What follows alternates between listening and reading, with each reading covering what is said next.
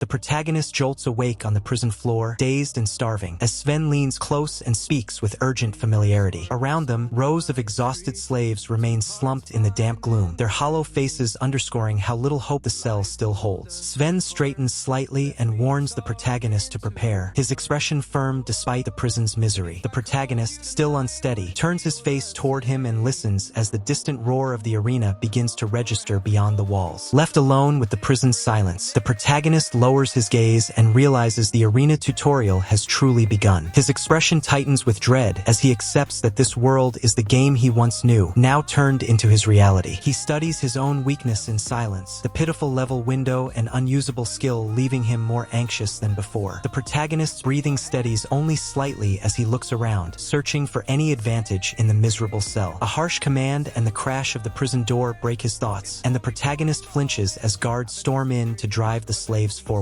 On with the others, fear and pain tightening his face as the tutorial finally forces them into motion. The protagonist steadies his breathing and listens toward the distant roar Sven mentioned, his pale face tightening with grim recognition. Sven stands beside him with a confident half-smile, then turns his body away to rouse the other slaves, leaving the protagonist staring after him in uneasy silence. Left alone, the protagonist lowers his gaze and exhales a long, weary sigh as the meaning of the arena event settles over him. His expression hardens from confusion into dread, and the prison's distant roar seems to press closer around his fragile body. As the prison erupts around him, the protagonist jerks forward and begins moving with the other slaves, driven by fear and the need to survive. The harsh command from the guards forces his weak body into motion, and his expression tightens with pain and alarm. On the arena floor, the protagonist freezes as the impossible speed of the manslayer Barba becomes clear, the towering gladiator suddenly looming directly in front of him. The protagonist's grip tightens around his sword, and his fear gives way to a desperate, focused resolve. In the VIP room, the protagonist keeps his posture calm and controlled as he speaks directly to Karayan, using the room's silence to press his advantage. Karayan remains seated and still behind the eagle mask, but the tension in the room sharpens as she reacts to his words. He stood motionless in the damp prison gloom, letting the weight of the arena settle over him. The realization hardened into silence as he accepted that the place he had once known from a screen was now his reality. A moment later, he lowered his gaze and gathered himself, the shock giving way to grim calculation. On's misery no longer felt abstract. It felt like the first step of a story he could not escape. He remained still as the tutorial's cruelty pressed in around him, his breathing shallow and controlled. The certainty that he had fallen into the game world settled over him like a final verdict. He held the silence a little longer, then accepted the truth with a weary steadiness. The prison, the arena, and the game he had loved all collapsed into one reality, leaving him alone with the knowledge that survival would have to begin here. He studies the status window in silence, his expression tightening as the numbers remain absurdly low. The hidden mastery line at the bottom draws his gaze, and his chest sinks with the realization that only sword mastery offers any hope. His eyes narrow as he recalls the underworld arena's first tutorial awakening, and the memory makes his unease deepen. He understands that the place is built to trap slaves completely, and that knowledge settles over him like a heavier chain. He lowers his gaze to the status window again, and the repeated 1-point values confirm how weak his body has become. The realization leaves him frustrated but focused, because the useless numbers make the hidden sword mastery feel like his only remaining anchor. He exhales through the dread and accepts that the tutorial is about to begin, even though his frail body is nowhere near ready. The certainty of iron security and impossible escape hardens his expression into wary resolve. He keeps his shoulders slumped and his chin lowered, then drags his unfocused gaze across the prison as if measuring every iron door and damp wall. Exhaustion and frustration weigh on him, yet he remains silent, forcing himself to assess the room despite his trembling weakness. He slowly turns his head farther to one side, then the other, continuing his careful scan of the prison with a hollow, defeated expression. The motion is deliberate and sluggish, as though even looking around costs him effort, and the realization of his level 1 helplessness deepens his despair. He pauses mid-scan and lets the silence settle, his face tightening with bitter resignation as he accepts that his body is too weak to escape. The heavy, starving fatigue in his posture makes the prison feel even smaller, and his gaze lingers on the darkness ahead. He finishes his slow survey and holds still, breathing shallowly as the prison's misery presses in around him. Though his expression stays blank, the tension in his posture shows that he has seen enough to understand how hopeless his situation is. He stares upward as translucent level windows shimmer into view above the other slaves, and his hollow expression tightens with disbelief. Their numbers rise far beyond his own, forcing him to confront how weak he truly really is in this starving prison. He studies the floating numbers in silence, realizing that even the starving slaves around him stand above LV5 while his own level remains pitifully low. The comparison leaves him tense and inwardly bitter, his gaze fixed on the windows as if searching for a way to deny the truth. He lowers his gaze after the comparison, swallowing his frustration as the prison's damp silence settles back around him. The realization hardens into grim acceptance, and he remains motionless, trapped between starvation, weakness, and the coming tutorial. He stares at the status window's endless row of ones, and a delayed wave of regret tightens his chest as he remembers the warning he ignored. With his shoulders slumped and his hollow eyes fixed forward, he searches the far end of the display for the only hope left to him. The memory of the system's warning flashes through his mind, and his expression hardens with belated frustration as he realizes how badly he misallocated everything. He keeps his gaze locked on the hidden line at the bottom of the window, clinging to it as his only usable option. He narrows his eyes at the very end of the status window, silently committing himself to that hidden skill as the prison's misery presses in around him. His posture steadies, and the regret on his face gives way to a thin, determined focus. He studies the status window's final line and sees the 12-star mythic skill listed in gray, his tired face tightening with confusion. The unusable label leaves him unsettled, and he stares at the dimmed entry as if the answer should be obvious. He keeps reading the skill details, noticing the impossible mana cost and the same gray state that has persisted since he woke in prison. His expression shifts from confusion to wary calculation as he tries to connect the skill's power with its refusal to activate. He frowns at the word unavailable, realizing the skill has remained locked ever since he regained consciousness. The frustration in his eyes deepens, and he silently questions why a mythic power obtained at such cost would stay sealed in this miserable prison. He remains motionless for a beat, staring at the gray skill entry as if waiting for it to change. The silence of the prison presses in around him, and his expression settles into grim disbelief at the continued lockout. He silently calculates the impossible mana cost and feels a bitter chill settle in his chest. The realization that his frail body cannot sustain the mythic skill leaves him cursing under his breath as the prison's brutal tutorial is about to begin. A heavy thud echoes through the prison, and he flinches at the sound while the shouted order crashes over the slaves. Own tightens with dread as he understands the harsh tutorial is no longer a distant threat but an immediate reality. He recoils inwardly as the command to rise rings out, knowing his body is too weak to endure what comes next. The curse still lingers on his lips, but fear and resignation now sharpen his gaze toward the prison's unseen guards. He remains frozen for a heartbeat, absorbing the certainty that his low mana and frail body leave him helpless. The tutorial's opening command hangs in the air like a sentence, and his expression hardens with grim resolve despite the fear. The iron cage door bursts open, and the protagonist jerks his head toward the entrance as guards flood the prison. Sven stands a step ahead on the left, while the protagonist, pale and shaken, braces himself amid the first crack of whips and shouted orders. A whip lashes across the protagonist's back, and he folds forward with a sharp gasp, his face tightening in pain. Own toward him from the left, while the guards press deeper into the room, forcing the slaves to scramble away from the blows. Recovering from the strike, the protagonist staggers into motion with the other slaves, his breathing ragged as he follows Sven's lead toward the open passage. The guards remain behind them, and the prison floor fills with frantic bodies fleeing the whipping. The slaves spill into the dark tunnel, and the protagonist keeps running with Sven beside him as the distant roar grows louder. He glances ahead with a dazed, fearful expression, realizing the prison has given way to the arena passage. On the arena floor, the protagonist freezes for a heartbeat as the towering manslayer Barba stands directly ahead. Then the impossible speed of the encounter leaves him stunned. The vast combat space and the looming armored figure make his frailty feel even more desperate. He slows to a stop at the tunnel mouth, his dazed face lifting toward the widening light as the crowd's roar swells around him. Awe and dread settle over him at once when the arena opens before his eyes. He steps into the open and stops short, his empty expression fixed in stunned disbelief as the vast circular arena and packed stands overwhelm him. Blood-slicked dirt, scattered corpses, and rising dust make the scene feel unreal, and his gaze drifts upward toward the booming voice above. He turns his head sharply toward the top of the arena as the announcer's voice booms overhead, his confusion tightening into wary focus. The one-eyed announcer stands high above the floor, commanding the match while the protagonist remains frozen below. He keeps his head angled upward, listening as the announcer continues and the arena's silence sharpens around him. His fear hardens into grim concentration because the match has clearly begun and the next movement will decide everything. The one-eyed announcer keeps shouting through the magic megaphone, his harsh voice carrying over the arena as he finishes describing the slave match. Below him, the protagonist stands rigidly among the scattered weapons, his attention fixed upward while the crowd crowd noise presses in. As the announcer's speech reaches its promise of freedom and reward, the protagonist lowers his gaze to the weapons around his feet. Nearby slaves move in quickly to seize blades and spears, and he remains still for a beat, measuring the opening as the arena's rumble deepens. The iron gate on the opposite side begins to open, and the protagonist turns toward the sound with a tightening chest. He braces himself in the center of the arena, sensing that the match's true enemy is about to emerge. The announcer introduces the common enemy as the gate continues to grind open, and the protagonist watches in silence, his body held taut by the unfolding spectacle. The arena's noise seems to thin as he waits for the figure beyond the gate to appear. The protagonist holds his ground as the gate opens wider, his face set and his breathing controlled despite the pressure of the arena. He keeps his eyes locked on the dark passage, ready for the enemy the announcer has just named. The announcer's voice rolls across the arena as the gate yawns wider, and the protagonist keeps his stance fixed, swallowing hard while staring into the dark passage. The crowd's roar swells behind them, and the moment stretches with dread as the enemy's entrance becomes inevitable. Barba steps out of the darkness, and the protagonist's breath catches as the towering figure's level window hangs above him. The announcer continues his introduction, while the arena seems to shrink under the brute's overwhelming presence, and the protagonist's fear turns into rigid focus. The protagonist tightens his grip as the skill's power surges through him, and Barba suddenly closes the distance in a blur that leaves the arena silent. The scrawny fighter's body straightens with shock, yet his sword remains extended as the impossible moment resolves in front of him. The protagonist holds his sword out in stunned stillness as Barba's massive body begins to topple, and the arena's noise collapses into a frozen hush. He stares ahead, unable to move, while the fallen giant's weight settles onto the dirt just in front of him. In the VIP room, Karayan stiffens at the impossible result, and the protagonist meets the masked ruler's gaze with calm certainty. He turns the conversation toward the hidden identity behind the disguise, using the shock in the room to press his advantage. Sven plants his feet on the dirt and thrusts his spear forward, shouting for the slaves to recover their courage. The protagonist stands a short distance to his right with a rigid posture, while Barba advances from the left through the roaring arena, forcing panic across the line. Barba closes the distance with heavy steps, his armored bulk driving the slaves backward. Sven keeps his spear leveled and glares upward, while the protagonist remains still beside him, watching the giant's approach with a tight, wary expression. The protagonist steadies his breathing and tightens his grip on the sword as Sven's words rally the nearby slaves. Barba keeps advancing from the left, but the protagonist's gaze sharpens, and his fear gives way to a narrow, determined focus. Sven lifts his spear higher and calls out that they outnumber Barba, his voice restoring a fragile spark of hope. The protagonist watches the change spread through the slaves, while Barba's looming presence remains unchanged, still pressing toward them through the noise. The protagonist lowers his chin and prepares himself in silence, knowing the coming clash will decide everything. Barba continues forward in the distance, and the arena's roar hangs over the two figures as the moment tightens into a final, dangerous stillness. Sven stands at the left of the dirt floor with his spear raised chest-high, his jaw set as he shouts that they outnumber Barba. Around him, the slaves tighten their grips and straighten their backs, their fear giving way to a brief, fierce hope. The protagonist bites his lip and keeps his gaze fixed on the others as their confidence rises. He knows the truth of the tutorial's ending, and the certainty of their deaths weighs on him even as the slaves gather themselves for a desperate charge. Barba advances a half-step into the silence, his enormous armored frame swallowing the space between himself and the slaves. The brief hope in the arena falters under his presence, and the fighters hold their weapons tighter as the air turns still. The arena falls into a heavy silence as the protagonist remains motionless, his mouth tight and his eyes lowered. He understands that no one in this match will survive, and that certainty settles over him while Barba and Sven hold their positions in the frozen dust. Sven's head jerks back as Barba's axe finishes its precise cut, and his body loses all support. The protagonist, frozen a short distance away, stares with trembling eyes while the first blood spray hangs in the air and the arena erupts into a delayed roar. Barba steps into the fleeing slave's path and sends another axe in a flat, deadly arc. The protagonist watches from the near right, unable to move, as terrified bodies scatter behind Barba and the crowd's noise swells into a frenzy. The protagonist's breathing turns shallow as he realizes his body will not answer him. Barba continues the slaughter in the distance, while the protagonist remains trapped in place, staring ahead with fear and disbelief as the axes keep moving. Barba keeps pressing forward through the panicked slaves, his twin axes carving the space around him. The protagonist remains fixed in the foreground, watching the bodies scatter away from Barba and feeling the impossible force pinning him in place. The protagonist's eyes widen as he understands that the force holding him is not fear but something unnatural. Barba remains ahead of him amid the chaos, and the protagonist can only endure the sight, trapped in a rigid, helpless stance while the massacre continues. The protagonist realizes that his frozen body is being guided by the tutorial itself, and a cold dread settles in as he understands the scene is predetermined. Barba looms ahead as an executioner-shaped certainty, while the protagonist's thoughts sharpen into grim acceptance of scripted death. He understands that the game is not allowing a fair fight, only a forced sequence that ends in his death. The realization hardens his expression, and he stares ahead with a tense, defiant calm as Barba remains an overwhelming presence in the distance. The protagonist's thoughts turn to the inevitable execution that the system has prepared, and his fear gives way to a thin, bitter resolve. Barba's massive frame dominates the arena as the distance between them feels less like space and more like a sentence being carried out. He accepts that the tutorial is designed to discard him into a pit of corpses, yet he refuses to let the certainty erase his will. Barba remains fixed ahead, and the protagonist's posture tightens as if he is bracing against the story itself. The protagonist steadies his breathing and hardens his resolve, refusing the death the tutorial expects from him. Even while facing the towering Barba, he clings to the memory that this world's script once allowed revival, and his fear sharpens into defiance. He draws a slow breath and rejects surrender, remembering that the tutorial's death scene normally ends with a necromancer's revival. That knowledge does not calm him. Instead, it makes him more determined to avoid dying at all, because he has a reason to survive beyond the game's rules. The protagonist's resolve deepens as he measures the impossible gap between himself and the level 71 monster. He knows the odds are hopeless, yet he refuses to accept the role of a disposable victim, holding onto the thought that survival matters more than the tutorial's intended outcome. He exhales again, calmer now, and commits himself to resisting the death that should have been certain. The memory of revival remains in his mind, but his expression shows a stronger refusal. He will not let Barba's overwhelming power decide the end of his life. The protagonist lowers his gaze to the dirt floor and closes his fingers around the rusty sword's hilt. A brief chime answers him, and the dormant skill window flashes usable, filling him with startled hope as he realizes the sword itself is the key. He studies the glowing mastery window in disbelief, then steadies his breathing as the rainbow-lit skill confirms its activation condition. Relief replaces panic, and his thin shoulders lift slightly as he understands that holding a sword restores the impossible power. The protagonist tightens his grip and begins to rise from the crouch, his expression sharpening into determination. With the skill now usable, he prepares to face the monster ahead, clinging to the narrow opening the sword has revealed. Now fully focused, he stands with the sword in hand and faces the unseen threat beyond the frame. The rainbow glow fades into resolve, and he readies himself for the instant when the skill must be used against Barba. He steadies his breathing and measures the tiny window of power left to him, his resolve hardening despite the absurd odds. With the sword still in hand, he fixes his gaze on Barba and prepares to commit everything to a single, decisive use of the skill. A notification sound cuts through the silence as control returns, and he draws a slow breath while the MP window confirms the impossibly brief duration. On his eyes, calculating the 0.01 second limit, then tightens his grip as if committing to a gamble he cannot afford to lose. He commits to the skill at once, and the arena's pressure snaps into a violent stillness as Barba appears directly in front of him. The protagonist's body locks into the instant of release, his expression tense and focused as the impossible distance between them collapses. The motion resolves in a single, impossible result, and he remains frozen with the sword fully extended while Barba's massive body loses its balance. The protagonist's face holds stunned concentration as the arena falls into a breathless silence around the aftermath. He keeps the one-handed sword extended as the skill's brief surge settles, and the arena's silence hardens around him. Barba stands directly ahead in the distance, while the protagonist's trembling arm and rigid stare reveal both strain and fierce resolve. Barba's massive frame shifts as he turns back toward the scrawny slave he had dismissed a moment earlier. The protagonist remains fixed in place, sword still outstretched, and the contrast between the brute's bulk and the boy's frailty makes the surrounding spectator's shock feel even sharper. The protagonist's expression steadies as he realizes the impossible result has already taken shape. Barba's enormous body begins to lose its balance, and the stillness of the arena deepens into disbelief as the sword's line remains unwavering. As Barba's body collapses to the dirt, the protagonist remains motionless in the center of the arena, stunned by the outcome. The crowd's reaction is delayed and distant, while he stands alone with the sword still raised, breathing shallowly through the shock. The protagonist stands rigidly in the arena center, his breath caught as the last trace of wind dies away. Barba has already closed the distance, and the impossible nearness leaves him staring upward in shock, sword still held forward with trembling resolve. Still frozen in place, the protagonist registers Barba's overwhelming presence only after the roar has vanished. The giant gladiator remains directly in front of him, so close that the gap between them feels erased, and the protagonist's fear sharpens sharpens into a tense, breathless focus. Barba's sudden arrival settles into a threatening stillness, and the protagonist's shock deepens as he realizes the giant has appeared without warning. The arena feels emptied by the silence, leaving only the two fighters locked face to face. The protagonist's fear gives way to a stunned, searching stare as he confirms Barba is no longer distant at all. The giant's armored bulk blocks the arena beyond, and the impossible proximity makes the moment feel unreal and dangerous. The protagonist remains locked in place, overwhelmed by the sight of Barba standing right before him after the burst of wind. The silence around them hardens the moment into a tense pause, with the protagonist's shock and determination colliding in his expression. The protagonist stands rigidly at the center of the arena, his shock turning into a blank, breath-held stare as he realizes his sword has already passed through Barba's neck. Barba's massive body hangs in front of him for a heartbeat, the impossible result leaving the surrounding silence unnaturally heavy. A beat later, the protagonist's sword remains extended while